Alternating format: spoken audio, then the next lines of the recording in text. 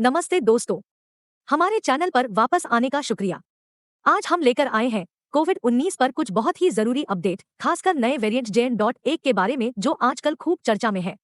क्या आपको पता है यह वेरिएंट अब अमेरिका में कोविड-19 के मामलों का एक बड़ा हिस्सा बन चुका है और 40 से ज्यादा देशों में फैल चुका है। हमारे साथ बने रहिए क्योंकि हम जानेंगे कि JN.1 क्या है, इसके लक्षण क्या है, यह दूसरे वेरिएंट से कैसे अलग है और इसका टीकों और सार्वजनिक स्वास्थ्य उपायों पर क्या प्रभाव पड़ेगा। और हाँ, अगर आपको यह जानकारी उपयोगी लग रही हो तो लाइक बटन को जरूर दबाएं और अपने विचार या प्रश्न नीचे कमेंट में लिखना न भूलें। तो चलिए शुरू करते हैं। तो दोस्तों, नवीनतम डेटा के अनुसार कोविड-19 का JN.1 वेरिएंट इस महामारी में एक बड़ी घटना बनकर सामने आया है। अमेरिका में कोविड-19 के लगभग 20% मामलों में JN.1 वेरिएंट पाया गया है, जो इसे वायरस का एक महत्वपूर्ण स्ट्रेन बनाता है। इसका 41 देशों में पता लगना इसकी वैश्विक पहुंच और कोविड-19 के वेरिएंट्स के आसानी से सीमाओं को पार करने की क्षमता को दर्शाता है। यह प्रचलन वायरस की गतिशील और लगातार विकसित हो रही प्रकृति को उजागर करता है, जिसके लिए सार्वजनिक स्वास्थ्य निगरानी और प्रतिक्रिया में निरंतर सतर्कता आवश्यक है। JN.1 का फैलाव इस महामारी के मौजूदा संदर्भ में काफी ध्यान देने योग्य है। विभिन्न स्ट्रेन्स द्वारा संचालित कई कोविड-19 की लहरों के बाद वैश्विक समुदाय नए सामान्य से समायोजित हो रहा है, जहां नियमित गतिविधियों को फिर से शुरू करने और वायरस के प्रति सावधानी बरतने के बीच संतुलन बनाया जा रहा है। JN.1 का उदय इस बात की याद दिलाता है कि यह वायरस कैसे उत्परिवर्तन कर सकता है और नई चुनौतियां पेश कर सकता है। JN.1 के प्रति प्रतिक्रिया यह तय करने में महत्वपूर्ण है कि इसका सार्वजनिक स्वास्थ्य प्रणालियों, अर्थव्यवस्थाओं और समाजों पर क्या असर पड़ेगा। इसमें इसकी संचारण क्षमता, गंभीरता और मौजूदा टीकों और उपचारों के प्रति प्रतिरोध का आकलन शामिल है। JN.1 की प्रचुरता, डेटा, संसाधनों और रणनीतियों को साझा करने में वैश्विक सहयोग के महत्व को भी रेखांकित करती है, ताकि चल रही महामारी से प्रभावी ढंग से लड़ा जा सके। कोविड-19 अभी भी एक महत्वपूर्ण स्वास्थ्य चिंता होने के नाते JN.1 का उदय महामारी के प्रबंधन की जटिलताओं में एक और परत जोड़ता है। कोविड-19 महामारी के बदलते परिदृश्य में JN.1 वेरिएंट का उदय इसके लक्षणों और गंभीरता पर फिर से ध्यान केंद्रित करता है। अन्य ओमिक्रॉन वेरिएंट्स की तरह JN.1 में भी लक्षण गले में खराश से शुरू होते हैं, जो फिर नाक बंद होने और सूखी खांसी में बदल जाते हैं। इसके लक्षणों में आमतौर पर बहती नाक, थकान, सिरदर्द, मांसपेशियों में दर्द, बुखार, दस्त और गंध की भावना में बदलाव भी शामिल है। ये लक्षण पहले के वेरिएंट्स में देखे गए लक्षणों के अनुरूप हैं, जो वायरस के नैदानिक अथवा क्लिनिकल प्रस्तुतिकरण में एक निरंतरता का सुझाव देते हैं। महत्वपूर्ण बात यह है कि मौजूदा जानकारी के अनुसार JN.1 ओमिक्रॉन परिवार के अपने पूर्वजों की तुलना में अधिक गंभीर बीमारी को उत्पन्न करता प्रतीत नहीं होता। JN.1 से जुड़ी बढ़ी हुई अस्पताल में भर्ती या उच्च मृत्यु दर की ओर इशारा करने वाले कोई ठोस सबूत नहीं है। यह वेरिएंट को समझने का एक महत्वपूर्ण पहलू है, क्योंकि यह सार्वजनिक स्वास्थ्य प्रतिक्रियाओं को मार्गदर्शन देने और उचित स्वास्थ्य देखभाल प्राथमिकताएं निर्धारित करने में मदद करता है। लेकिन अन्य श्वसन बीमारियों के साथ लक्षणों की समानता कोविड-19 के निदान में जारी चुनौती को और टेस्टिंग की महत्वता को उजागर करती है। जैसा कि JN.1 के लक्षण अन्य ओमिक्रॉन स्ट्रेन्स के साथ मेल खाते हैं, स्वास्थ्य सेवा समुदाय सतर्क बना हुआ है, यह समझते हुए कि वायरस की विकसित होती प्रकृति इसके सार्वजनिक स्वास्थ्य पर प्रभाव को बदल सकती है। यह स्थिति कोविड-19 से संबंधित जानकारी की निरंतर निगरानी और अपडेट की आवश्यकता को रेखांकित करती है, यह सुनिश्चित करते हुए कि प्रतिक्रियाएं नई घटनाओं के सामने प्रासंगिक और प्रभावी बनी रहें। कोविड-19 से लड़ाई में टीकों और एंटीवायरल दवाओं की अनुकूलन क्षमता और प्रभावकारिता बहुत महत्वपूर्ण होती है। JN.1 वेरिएंट के आने के साथ फिर से यह देखना जरूरी है कि ये मेडिकल उपचार नए स्ट्रेन्स के खिलाफ कैसे काम करते हैं। नया कोविड-19 टीका, जो शुरुआत में XBB.1.5 ओमिक्रॉन स्ट्रेन के खिलाफ विकसित किया गया था, JN.1 के खिलाफ प्रभावशाली साबित हुआ है, जिससे मजबूत प्रतिरक्षा प्रतिक्रिया अथवा इम्यूनिटी रिस्पॉन्स पैदा होती है। यह एक महत्वपूर्ण विकास है, क्योंकि यह वर्तमान टीकों की वायरस के विकसित होते वेरिएंट्स के खिलाफ अनुकूलन और सुरक्षा प्रदान करने की क्षमता को रेखांकित करता है।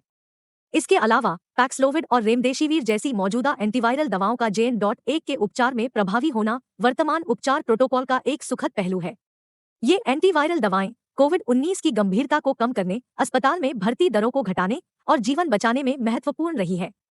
नए स्ट्रेन्स, जिनमें JN.1 भी शामिल है, के खिलाफ इनकी निरंतर प्रभावकारिता का मतलब है कि स्वास्थ्य प्रणालियों के पास संक्रमित रोगियों को प्रबंधित करने और उपचारित करने के लिए मूल्यवान उपकरण उपलब्ध हैं, जिससे महामारी के कुल प्रभाव को कम किया जा सकता है। यह परिदृश्य टीके और एंटीवायरल दवाओं के क्षेत्र में अनुसंधान और विकास की जारी प्रक्रिया के महत्व को उजागर करता है। जैसे जैसे वायरस विकसित होता है, हमारी रणनीतियों को भी उससे निपटने के लिए विकसित होना चाहिए। टीकों और उपचारों को जल्दी से अनुकूलित करने और अपडेट करने की क्षमता इस लगातार बदलते परिदृश्य में आगे रहने की कुंजी है। जैसे JN.1 जैसे नए वेरिएंट्स के खिलाफ इन चिकित्सीय हस्तक्षेपों की निरंतर प्रभावकारिता इन चुनौतीपूर्ण समयों में वैज्ञानिक समुदाय की समाधानों की अनवरत खोज का प्रमाण है। कोविड-19 महामारी के बदलते संदर्भ में टीकाकरण सार्वजनिक स्वास्थ्य रणनीति का एक मुख्य आधार बना हुआ है। जैसे ही हम 2023 से 2024 में कदम रख रहे हैं, स्वास्थ्य विशेषज्ञ एकमत से सिफारिश करते हैं कि 6 महीने और उससे अधिक उम्र के सभी लोगों को नवीनतम कोविड-19 टीका लगाया जाना चाहिए। यह सिफारिश वायरस के प्रसार को रोकने के लिए एक सक्रिय उपाय के रूप में आती है, खासकर JN.1 जैसे उभरते हुए वेरिएंट्स के मद्देनजर, जो अभी भी एक महत्वपूर्ण स्वास्थ्य जोखिम बने हुए हैं। फ्लू शॉट की रणनीति की तरह सालाना कोविड-19 टीकाकरण की आवश्यकता की अब और भी ज्यादा सलाह दी जा रही है।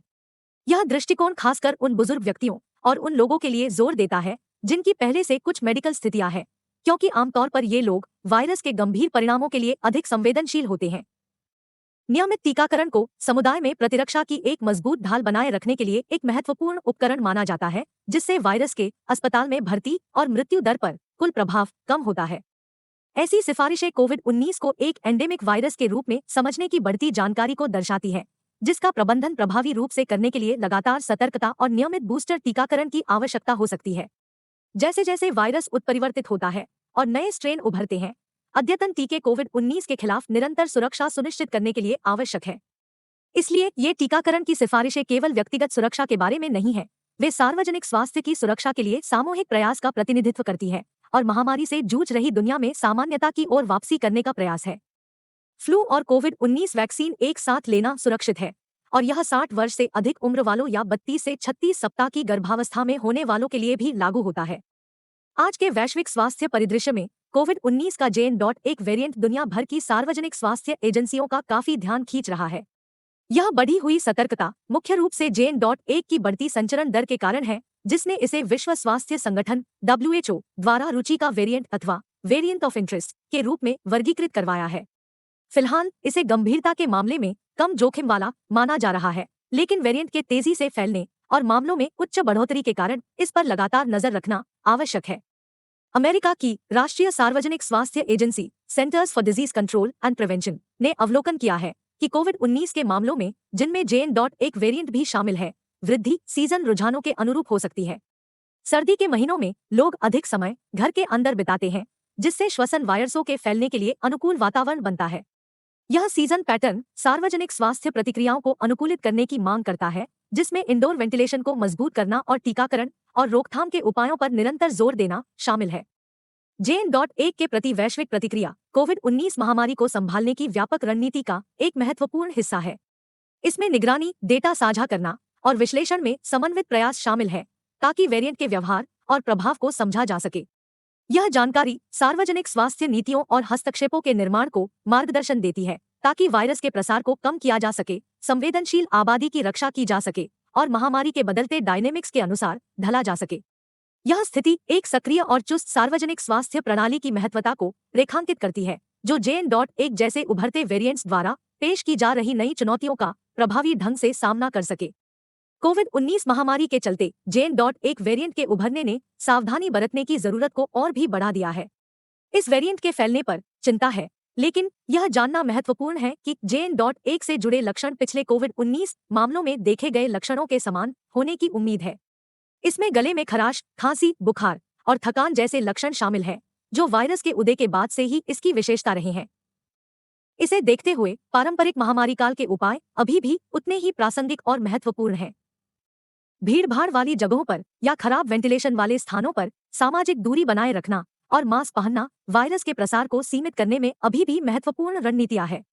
ये उपाय न केवल JN.1 के संचरण को कम करने में प्रभावी हैं, बल्कि अन्य श्वसन रोगों के प्रसार को कम करने में भी मदद करते हैं, जिनके संचरण के तरीके समान हो सकते हैं। इन व्यक्तिगत सुरक्षा उपायों के अलावा हाथों की स्वच्छता भी महामारी के जवाब में एक महत्वपूर्ण घटक है। नियमित रूप से हाथ धोना या हैंड सैनिटाइजर का उपयोग करना वायरस से संक्रमित होने के जोखिम को काफी कम कर सकता है। कोविड-19 से संबंधित नवीनतम विकासों, जिनमें JN.1 वेरिएंट पर अपडेट भी शामिल है, के बारे में जानकार रहना और अपने व्यवहार और सावधानियों को उसके अनुसार ढालना भी महत्वपूर्ण है। कुल मिलाकर ये सावधानी भरे उपाय महामारी के विकसित होते दौर में सार्वजनिक स्वास्थ्य और सुरक्षा बनाए रखने के लिए एक समग्र दृष्टिकोण का निर्माण करते हैं।